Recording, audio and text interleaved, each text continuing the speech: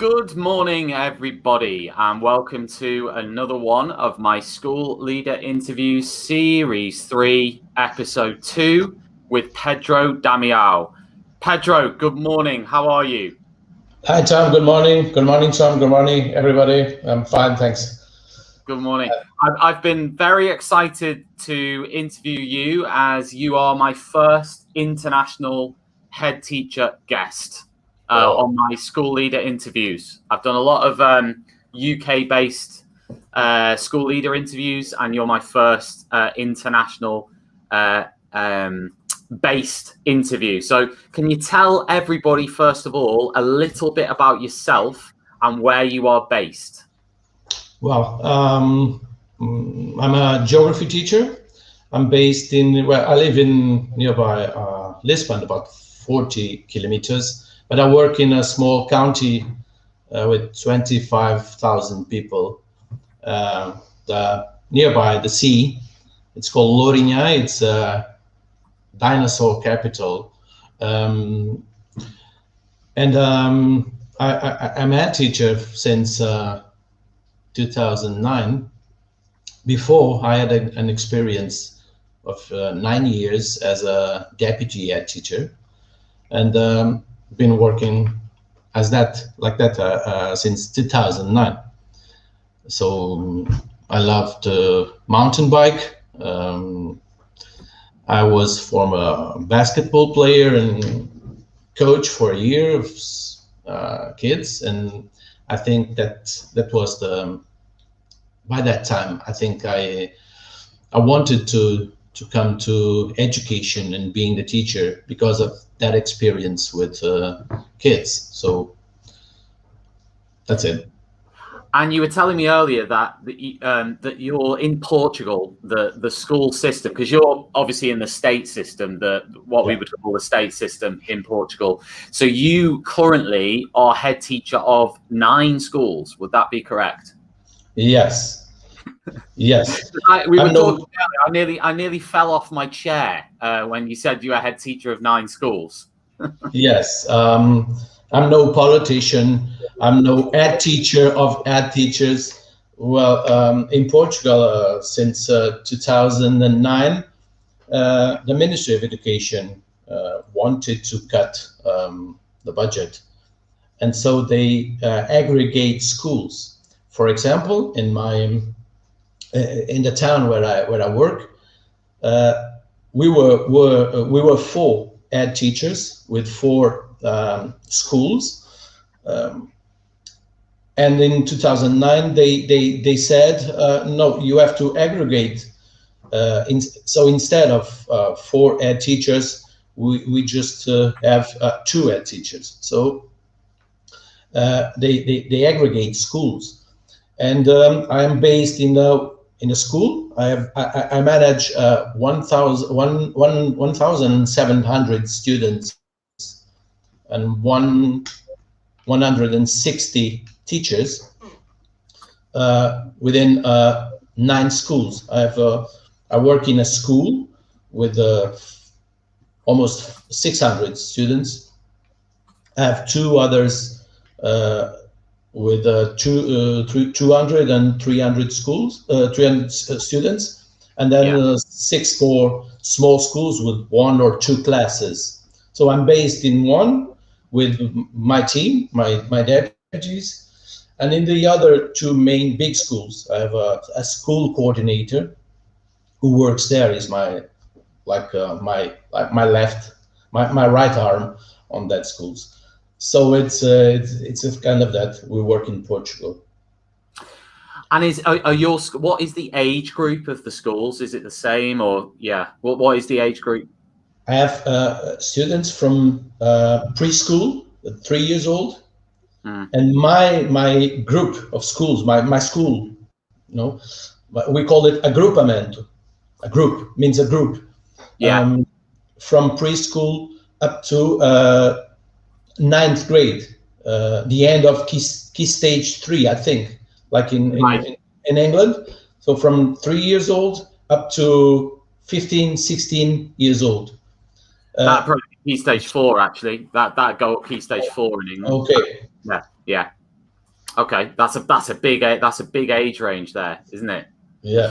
Huge range. I mean, we have some all through schools here, but that's to manage that many schools on with that varying age ranges, that's a challenge.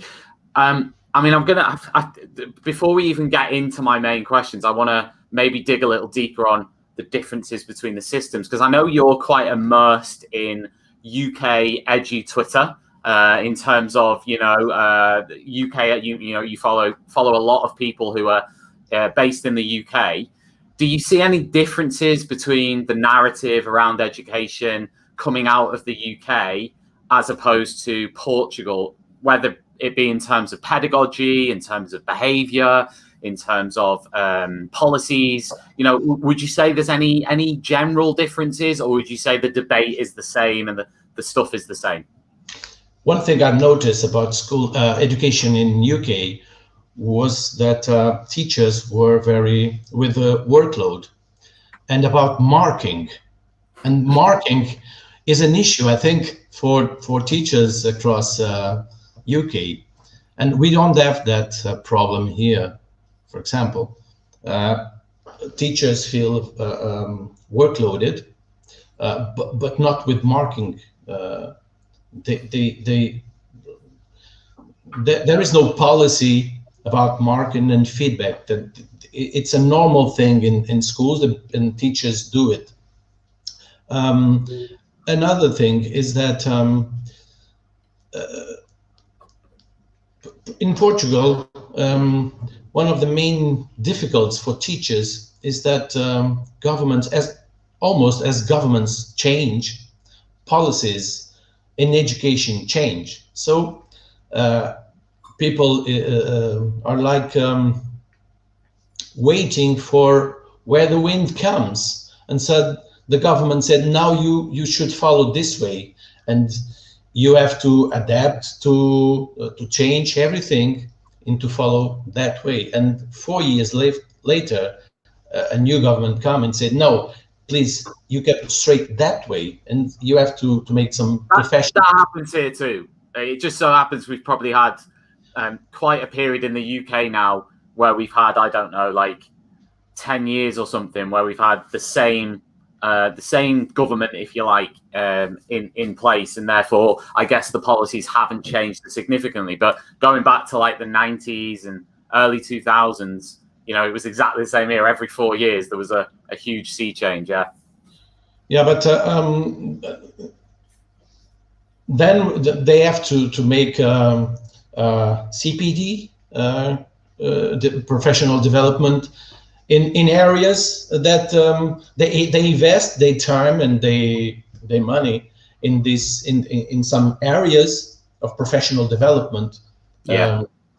To fulfill those new requirements for new policies, and then they have to change from one year to another area. So we are very workloaded here because it's a very bureaucratic system, centralized system. And one thing I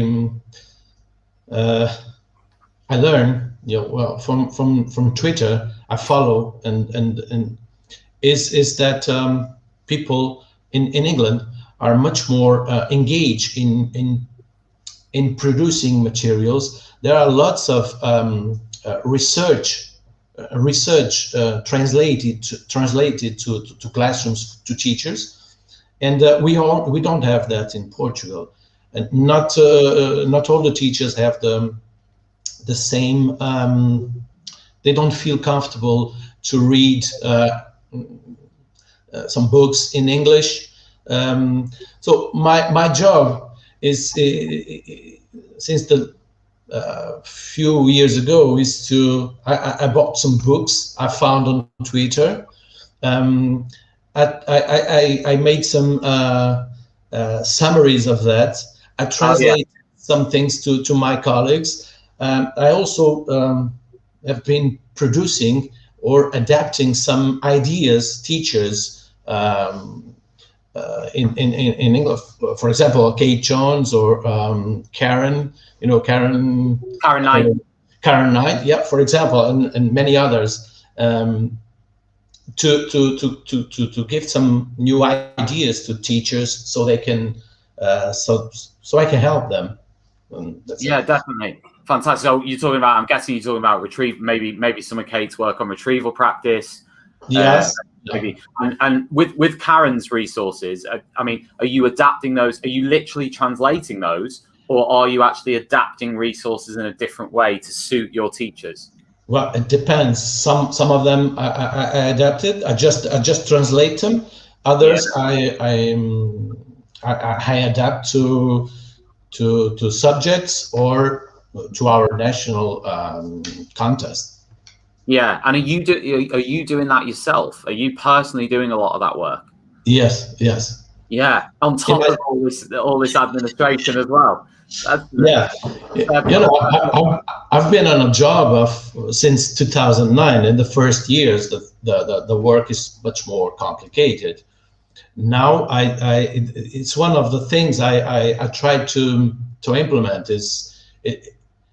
It's not changing every year. Teachers need to calm down and to feel that you have a long way, or you have a way to do your work. You don't need to be to have changes upon changes. So I try to I missed the word, to lower the workload for my teachers. So I hoped my workload is always, I try to lower this again. So I hear what you're saying. You're constantly looking at workload, and you're trying to make sure that it's not too high, and so on, which sounds brilliant. We'll have to say in this interview, anyone watching this, if you're thinking of do not book a ticket to Lisbon right now to try and get a job with Pedro because of COVID. Okay, stay where you are. Don't move. All right. Might have to lock you to your chairs at the moment. You said you were near the sea as well, so you got loads of fantastic bonuses there, and the weather and everything else. I love Portugal, but we can't just talk about Portugal for an hour, but it's in my top countries. I think it is the top country. It is. So anyway, what we're going to do now, I'm going to go into my quick fire questions that I normally ask every school leader that I interview. So the first one is, what's the first thing that you grab in the morning? And obviously in Portugal, I'm thinking breakfast might be a little bit different because I'm a cereal man. You see, I have cereal every day, semi-skim milk with shreddies or Weetabix or something like that. But I'm guessing yours might be different. Well, my breakfast is yogurt with cereals. Healthy choice. And the piece of fruit but it's not my first thing I grab in the morning. It's my smartphone. I check some late emails or early emails, and I also check the morning news, and that I organize my ideas and my agenda for the day ahead. But it's smartphone indeed. Brilliant. Okay. Biggest inspiration in life? Well, I would say personal. My parents, definitely my parents. For dedication to work, to their jobs. They are people who are always there for help others. And especially with my father, I learned to take a different perspective of things, to put yourself in the shoes of the other people, to focus on dealing with an issue, with a problem. So they are my personal, in a personal domain. way. Yes, professionally, I would say when I think that the name you gave, that like an internship advisor, when I was preparing for being a qualified teacher, I had a teacher. Well, she's a teacher, Emilia, geography teacher, and she was my inspiration for the creativity. She taught me to put in your classroom and with your students. I always remember that she said that once she said, you can have a classroom with a French fries pack. You can use a French fries pack to speak, to work with students about globalization, about food, about environment. No, she was and she is. She's retired now. Yeah. But she's a truly inspiration. Yeah. That's amazing. I love stuff like that, like where someone uses an object to kind of inspire an inquiry and start the students like thinking and stuff. One that I always use in history is, I say always, one that I sometimes use in history. A good one is when I use like the pound coin, the British pound coin, because it's got the FD on it, which means fide defensor, and it kind of goes back to the days of like Henry VIII. So then suddenly you can tell them to take their wallets out and take out a pound coin, and then they can all see the FD, and then you can get into it. I just think those kind of things to open up students thinking and make those links is amazing. It's always important to not to be sticked on the workbook and to use other materials, create another experience, different experience in the classroom, so students can learn. That's it. Cool. And what do you think it is that people notice about you this could be as a head teacher, it could be as a person? Well, what people notice about me, maybe my door is always open, except when I have a meeting, but my door is always open. When me and my team, we work together, and people know that me and they, but me especially, I'm always there to help. You take an example from Twitter. I always last week I translate something I saw on Twitter about remote learning to help teachers to work in that way, using dual coding. But okay. And I made this like infographies, posters, and I sent to people, and they say, "Oh, thanks. It will be valuable." So people knows I'm there for help. What was it that I'd love to see that. If you can share that after the interview on Twitter, it'd be great to see what you've done to actually, the resource you've created and how you've translated it. Well, just a few tips. I think I published that on my Twitter. Okay. I don't remember now. I don't remember from who. One was from someone who made a summary from Doug Lemov's book. Was that Alex Fairlamb? Maybe? Could have been Alex. No, I don't think so. Think so. He read the book and made a summary, and I put those ideas in Portuguese and with dual code, and then sent to my teachers. Well, people notice me. I mean, always in a good mood. I like to joke with people and to create some funny situations with them. As an ed teacher, people knows, I think, and I hope that I give my chest to the bullets if I have to. I don't hide behind my desk if anyone is in trouble, and so I think people knows that for me.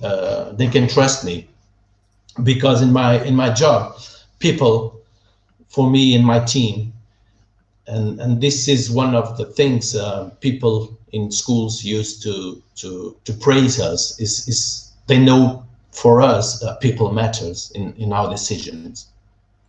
That's fantastic. I love that quote. I've just written it down. I give my chest to take the bullets, and I don't hide behind my desk as a head teacher. I think that's fantastic, because I think one of the things what the teachers want is sometimes they just want someone to take action, and they don't just want words. They want a response. They want action to be taken immediately or quickly. And I think that can be frustrating for teachers. So that's amazing. I love that quote. What do you hope it is that people notice about you?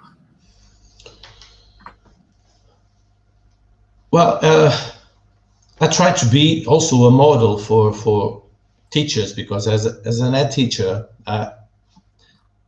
I used to say that now I am a head teacher, but I'm not head teacher for life. I'm a teacher. So I'm always ready to learn and to improve myself, and I hope they see that, improving myself as a leader, but also as a teacher. Another thing is, what you see is what you get. There's no fake mask with me. I can get emotional if I can spare a tear. If it happens, I don't have to hide myself. And one thing is, I want people to notice is that I want to empower people, empower teachers, and that I trust them, and I trust their professionality. So, and my passion, I'm a passionate teacher. I'm a passionate leader. So I hope they can take this as a model for them as teachers also. I love that. And what would you say your biggest strength is, but also your biggest weakness or your fatal flaw? The one thing that you kind of is your thing that trips you up the most. Well, weakness. I think this could be a weakness and at the same time a strength. I don't like sudden ruptures, sudden changes, especially when it affects habits and people's lives and people's routines.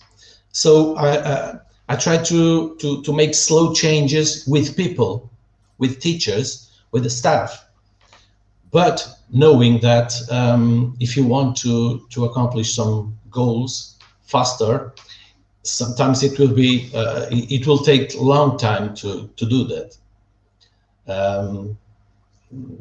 Do you get it? I understand. Yeah. So this could be a weakness, because I don't make big ruptures. My changes are slowly, so sometimes you take a long time to get there.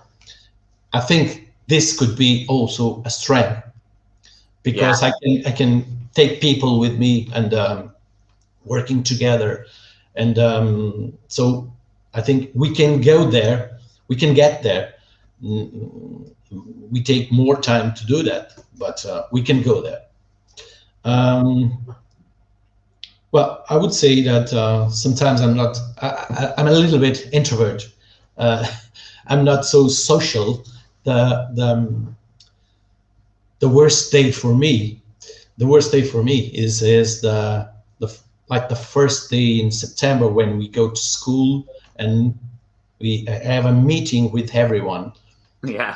And I stay in the stage in front of 170 people. So it's not comfortable for me, but it's not a weakness. I think it's just. Well, I always say, and I still believe this, it's worse standing in front of other adults than it is in front of kids. I think once you get used to it, it's fine. But I think initially it's I much, earlier on in my career, I remember it was, when I had to stand in front of adults, it was always just much worse than in front of any class you could put in front of me. Yeah. Yeah, but my stage is the classroom in front of students. That's no problem for me. Yeah. For adults, it's different. But I made some representation a few years ago in the theater and comedy, and it was okay, no problem at all. But that day in September it's but with some anxiety in the building. Yeah, I get you. I know. What's the one personality trait that you don't have time for? What's the one personality trait that you don't like or you don't have time for? Dishonesty, and manipulation of others. I don't like that. I don't like people who try to manipulate other people to get their goals or Yeah, I understand. Yeah. What's more important to you, being nice or being fair? Well, I think I'm a nice person.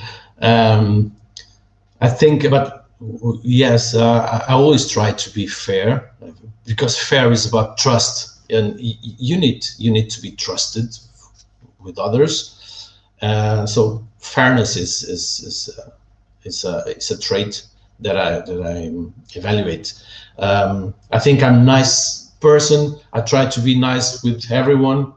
Sometimes I can't be fair because you make judgments, you make decisions, and I suffer a lot when I realize that I haven't been fair with someone, and I stay disappointed, very disappointed with myself.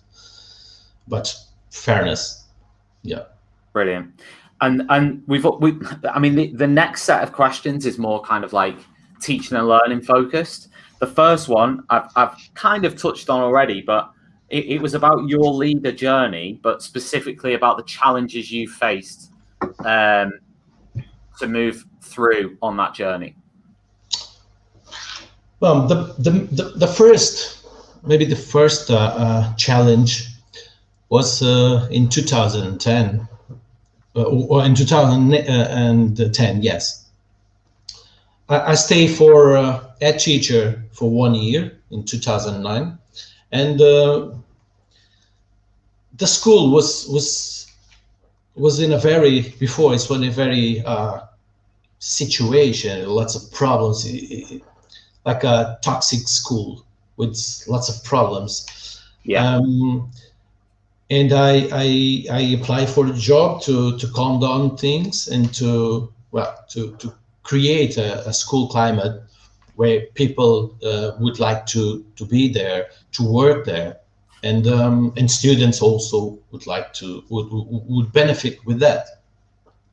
So I made 1 year in 2009, and by the end of that year, the Ministry of Education called me to Lisbon and say from next year there will be a school aggregation.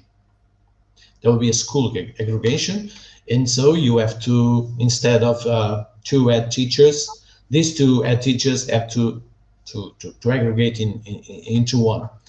So one year after, I apply again. I didn't stay for the job that year. My colleague made the transition, and I applied again for being a head teacher. And then I had to create. We had 2 school cultures, 2 organizations with different ways of working, choose different symbols, different routines, different habits. And it was a very delicate moment for me, because I had to be aware to create a school culture respecting the different school cultures, the different formal school cultures, and create a unique school culture, and create a shared vision and values and respecting the others. I didn't want to colonize one school to colonize other, but to work together, and that respecting the differences. And that was, I think, my goal was achieved, because when in 2013, when the Portuguese Ofsted came, they said, well, you did well in this way. Another challenge, as I told you before, is keeping teachers engaged and motivated to deal with the constant changes in education policies. I remember when I took the job, one head of department once said, well, I've been teacher for ages, and it's always the same thing. They say me, go to the left, go to the right, and then go to the right, and again to the left, and it's another U-turn. So, but let's go, and you know, the people spirit, older people in the profession, and we have a very old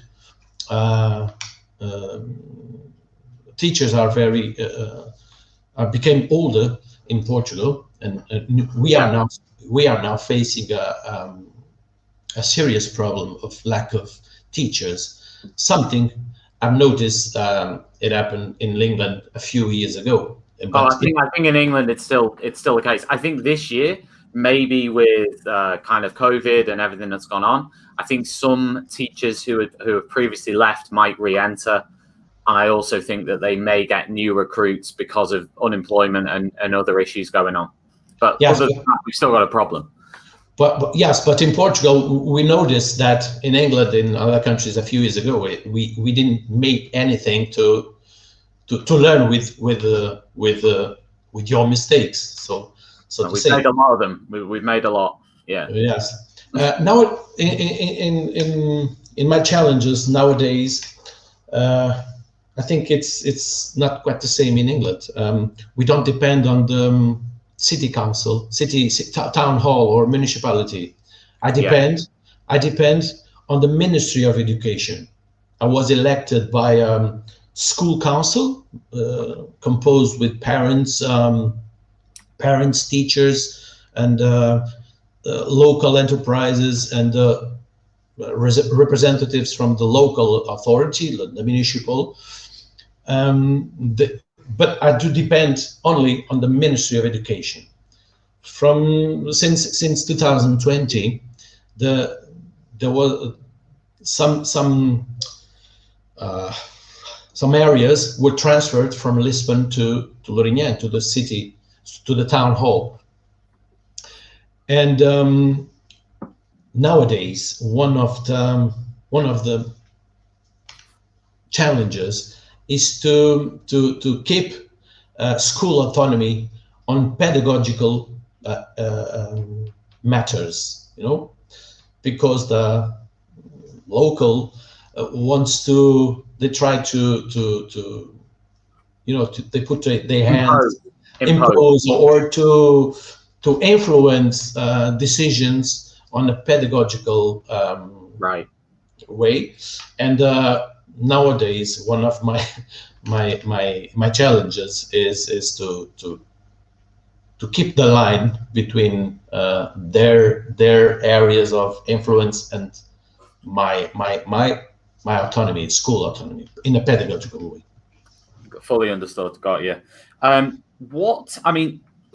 Funnily enough, talking about, you know, the teachers within your organization, I mean, where do you tend to recruit your teachers from? Are they recruited from the local area mainly? Are they recruited from all across Portugal? Do you have any international teachers in your schools? Well, I think you will find this strange, but I don't hire teachers in Portugal. Okay. The Oh yeah, teacher, it's like France. Is it same as France? Because France assigns a teacher into a particular region. and it's very centralized. It's the Yeah, Ministry of Education, for example. If a teacher gets sick, I have to go to a platform and say I need a teacher to substitute this yeah, that gets ill, and there's a national list ordered yeah. by subject, and each week they put some teachers if along the school year, but it's international. It's national when they put teachers in school. Well, I have my board of teachers at school, but each year I need some more, and so I can't hire teachers. I can't hire teachers. So Yeah. So they just send you the teachers basically. yes, I work with teachers they put in school. So Yeah, I don't that's hire. interesting. That's really, and yeah, I mean the challenge of that is, yeah, I'm trying to think how that would transfer to the UK if someone said to us, you got 5 teachers coming tomorrow, you don't know who they are, you don't know anything about them, and good luck, you know. Yeah. Yeah, I think it'd be outrage. Yeah, I think they'd be turning them away at the doors. Yeah, so in terms of where do you think, because you mentioned your leadership journey, you've mentioned, you know, you started, I don't know, 10 years ago or whatever as a head, but where do you think that new leaders go wrong? Because you said you were a deputy before that. So where do you think new leaders, people new into the job of head teacher, go wrong? Well, some of them, there are good new leaders, but I think decisions must be taken bottom up. I like to work in that way, and I think they go wrong when they decisions are top down. You know, without listen to people, listen to even those who disagrees with them. So that's my way of doing things. Well, sometimes I have to say this have to be that way, but Yeah, if you have space, if you have time to listen people to engage them in the decisions, it will be much better. yeah, brilliant. And are you, so just the final question actually of this is, what do you see as success as a school leader? What do you see as success as a school leader? Well, I think success as a school leader shouldn't be seen now. I think my success as a school leader will be seen a few years ago after I leave the job. But for example, I think in 1 year and a half ago, I had to make a foot surgery, and I stayed one month and a half outside school. And when I came back, all things were rolling. So Yeah, I have an excellent, a great team, but well, they did all the job, and they don't needed me. yeah, And also people, I can feel it, and I can, and people tell me that we have a great school climate between teachers and students, despite some toxic people and some difficult people. However, it's everywhere the same. it's life. Yeah. Yes, but I think time is a better judge than me to to say if I was a successful leader or not. Yeah, I mean, I suppose that wasn't exactly what my question was. More, what do you see as success for a school leader? So, in other words, you know, it might be, I see, you know, all the students being happy as kind of success as a school leader, or I see everybody being on the cutting edge of pedagogy. as teachers as success as a school leader? It was more your philosophy, I guess, as what you see as success. Well, in Portugal, we had a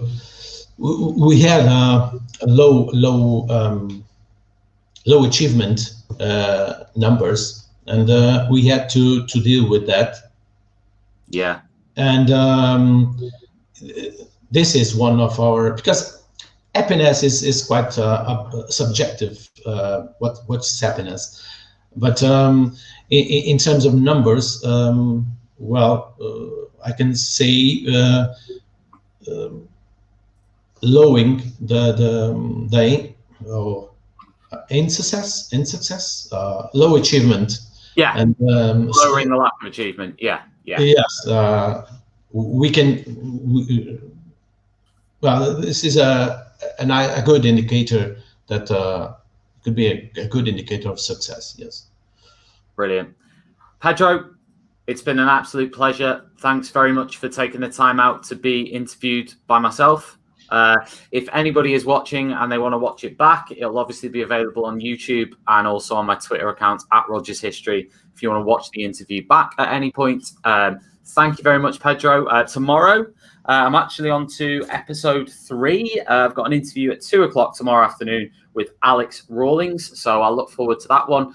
Thank you very much, Pedro, and have a great weekend. Thank you, Tom, and delightful for being the first international invitation of your. There will be more. Yeah, there will be more. Thanks a lot, fella. Cheers. Thank you.